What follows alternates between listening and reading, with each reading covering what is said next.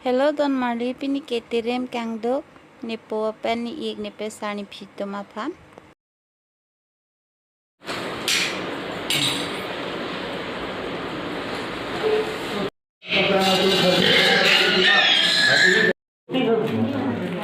laki aprangsi thesere thikumbong sake air lapen jus lahai huisi sa pa jun kon lo sang pher nok lang phurui lahai hui ta do lo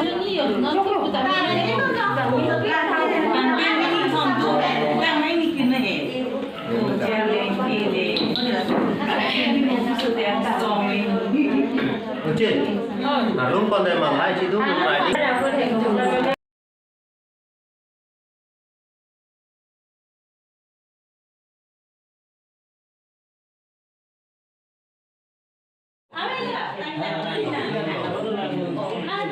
Puthot sa lahai pajuitan gat apit lote an pajutupo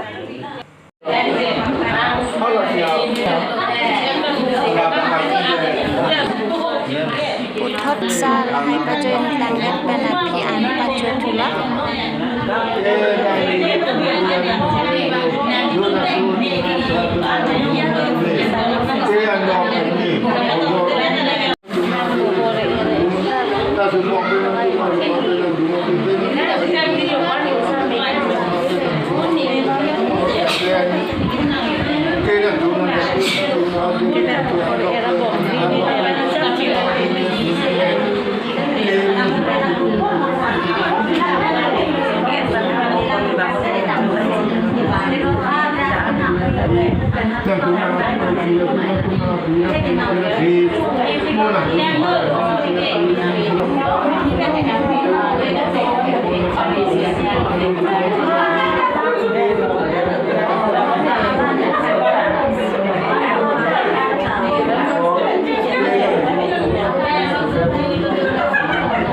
labang ketom kini dia tumlo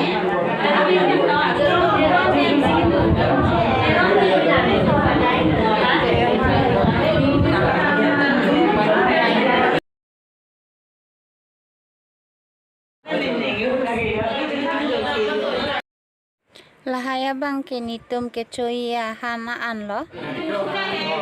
laki ape ki hibalang owa kenang o ta ok anu saisat hanche pen pilang dum lang orat pen ate ta ok anu saisai lo labang an lo kamera mix lo lagi dali uplo lagi ruben chutney lo lagi orat pek lo